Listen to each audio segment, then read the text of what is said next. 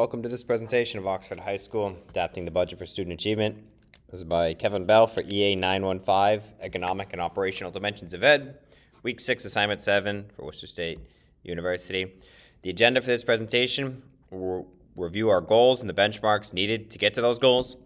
Then we'll analyze our staffing levels, our current level, and then what's requested in order to achieve those goals in that first benchmark. We'll also look at our requirements and where we are understaffed for state guidelines. Additionally, we will look at resource gap analysis to get to that first benchmark, and we'll talk about a reallocation on how to make those funds happen. The goal was to improve math proficiency from 38% to 48%, improve low-income student proficiency in math and English, both again by 10%, and 100% of students will be participating in grade level instruction in all areas. The first benchmark, currently we have 50% of coursework being taught at grade level. We would like to increase that to 60% by the end of the next year. And we would also have a 2% increase in math and English proficiency in the next year to show progress towards meeting that overall goal. Our current staffing levels, we have 5 ELA teachers, 4.5 math teachers to address those two goals. We also have 3 guidance counselors, 1 social worker, and 4 full-time education staff, along with our other elective and other core subject classes.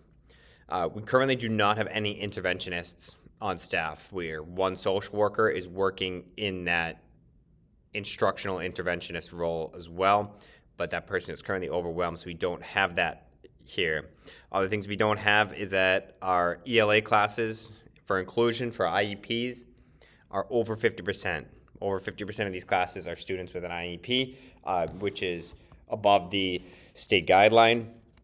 We're also finding a lot of our coursework is below grade level, entering grade 9, and we also have little family engagement. So our staffing levels for compliance, and we have 4 full-time special education staff, 3 guidance counselors, 1 social worker, and then 100% of our staff is licensed with the STI endorsement for the select student population. The additional gaps we find are that social emotional needs on IEPs are not being met. We would need a guidance counselor to address those. Our student support teams and other interventionist teams are currently non-existent. We have 1 social worker who is running our Bright Room, running academic support, and does not have time for intervention, so we will lead to address those. What we're requesting a 5th full-time special education staff. It is the law set out by IDEA that we need to provide and fulfill accommodations. That burden does fall on us as the school. We would like 1 full-time math or ELA interventionist, or a 0.5 math and 0.5 ELA a teacher to fulfill that role. We'd also like priority scheduling for those inclusion classes. We're requesting this so that way all of our student accommodations can be met. Our low-income students who are on special education plans particularly would be affected by these. We get more direct instruction time with this, earlier interventions, there's more staff, which means more contact home.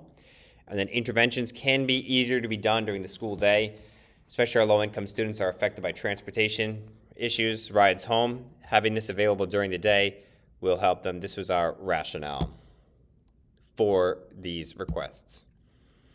In order to make this possible, for reallocation, we're going to change the schedule to align the interventionist and or free teachers to take on the interventionist role. In the past, we've reassigned the teacher's workload in order to free teachers to do interventionists in their own subject areas. As we know, our teachers are already masters of their particular subject, freeing up English and math teachers to be the interventionists themselves is one strategy we could work to take over that interventionist role. We could also add low-cost stipends for intervention. We would be compensating the teachers slightly for additional intervention roles that happen during the school day. We would also look at regular standard practices of reallocating money, such as reduce overhead spending. We would increase larger class sizes in low priority areas. Again, that would go along with the reallocation of the school day schedule. And we would look at our CBA, talk to the union about agreements to get these teachers to agree to this assignment. And hopefully, additionally, with these other costs, such as the stipends, resource, overhead spending, to look at getting a 5th special education teacher as well. So in conclusion, to wrap up, in order to achieve our goals of improving math and ELA proficiency with 10%, all courses taught at grade level, we'll need to address these gaps. Our special education needs, some of these are not being met because we do not have the staff to fully fulfill them. We need to increase our student support teams and our interventionists. Studies show that the earlier an intervention can happen, the more likely it is that a student will succeed in that particular area. The requisitions we're asking for a full-time education staff or a full-time interventionist.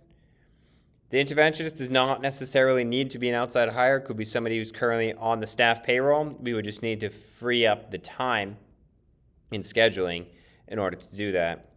We would also like priority scheduling for IEP classes to get our IEPs spread out throughout our classes to get under that 50% guideline so we can better fill our student needs through special education, targeted particularly in math and English to obtain the goal.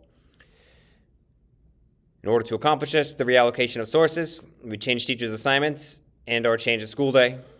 We could take a class away from a teacher, use that as an intervention block to have a constant intervention block available throughout the entire school day.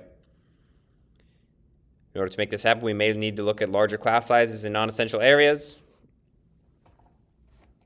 reduce overhead spending on other curriculum or low priority items, and get the backing by the CBA in order to do this. We strongly believe with these requisitions and these reallocations, we can make significant progress towards our student achievement